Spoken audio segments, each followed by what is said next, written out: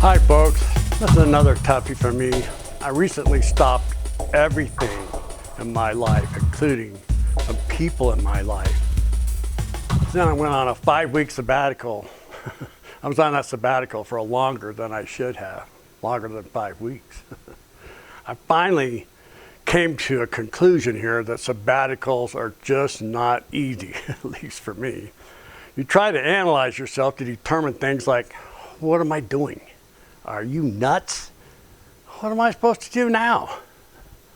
What have I done? You know, how can I explain this to the people that I loved and knew that they loved me? Sabbaticals. Some folks celebrate sabbaticals with, yay, I am free, no pressure getting messages ready for Sunday. Or I'm off the clock, I could just sit here and not talk to anybody. They don't have to listen to people complaining about things that they think, is wrong with you or the church.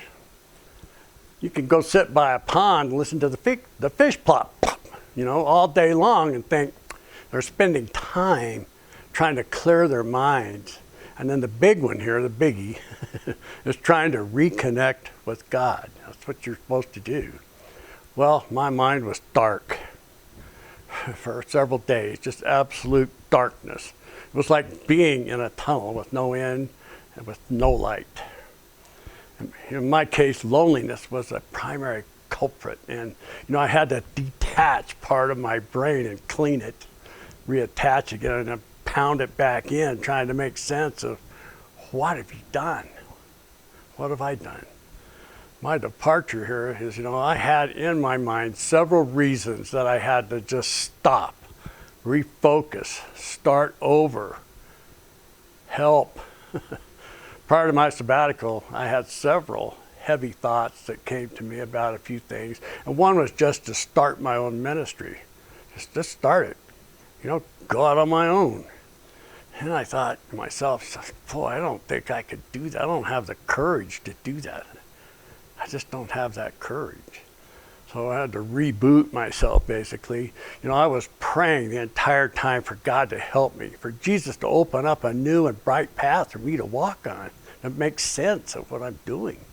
It was during the second week of April when God started answering my prayers. Well, boy, that's what they did. And the message I got was this: stop waiting for the lost to come to you. Seek out the lost and find them and share the good news. Boy, so remember what I said about me being in a tunnel? Well, I started to see some light at the end of that tunnel, and I saw myself actually standing up for my ministry. Things started to fall in place. It was really cool. There were partnered relationships that came together with the World Food Bank, through the Journey Christian Church and the free phone company of folks. And that just helped, where we set up, people would come, more people would come there. Everything just started to fall in place. We are all pathfinders, by the way. After my encounter in that field 12 years ago, my heart was recycled, and I was changed. Jesus told me then, and pretty much to this very moment, to just basically tell my story of my salvation and the good news. To share the good news of the story of God's gift of salvation for us, that Jesus gave us through his death, his burial, and his resurrection. It's helping folks to find their path into heaven. That's what we're supposed to be doing, is that. We are all pathfinders for the lost. So let's start looking for pathways to show them. It's certainly been a journey for me. Lamentations 3:22-23 says, because of the Lord's great love, we are not consumed, for his compassions never fail. They are new every morning. They are new every morning. And great is your faithfulness. From my previous churches, let the record show that I was trained and studied and took courses at the Vineyard of the Rockies and the Greenville Church. All the pastors and mentors were just totally awesome to me. And the men and women of those churches and pastors and helpers were of God. They were all godly people. Moving on here to those folks I loved, I will always love you. We must continue to share the good news, though. It really doesn't matter where we are if we are all part of the same team, aka Team Jesus. I've said that a few times. We are all followers. We may be in different buildings, but we are all brothers and sisters in Jesus. Once again, Team Jesus.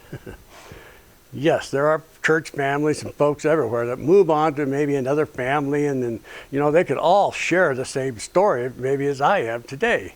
We are all a church in our bodies. We're walking churches. God looks at us as one gigantic global church around the world sharing the good news. It's supposed to be. John 15:5. I am the vine, you are the branches. If you remain in me and I in you, you will bear much fruit. Apart from me, you can do nothing.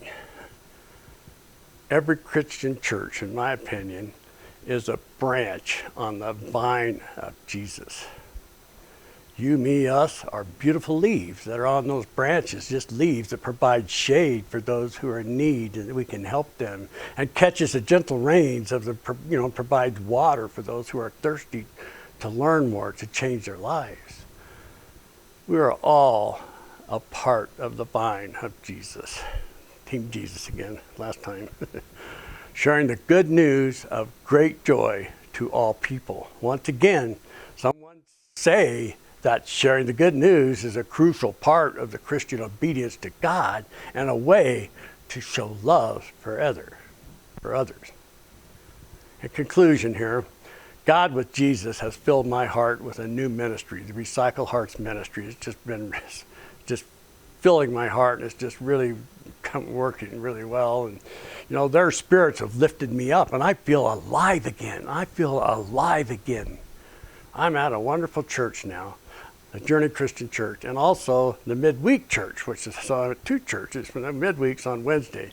And they have helped me find basically where I'm going right now. Plus, they have given me a lot of support on this.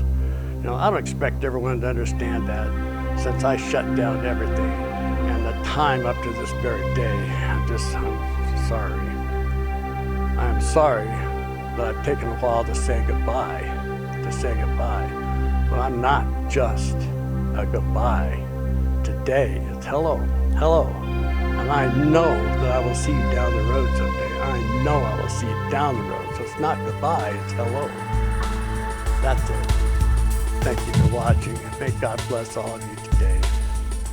If you have questions about recycling your heart, contact me by email, jack@recyclehearts.org, or come to the Journey Christian Church in Greeley, Colorado, and we can help you with that too.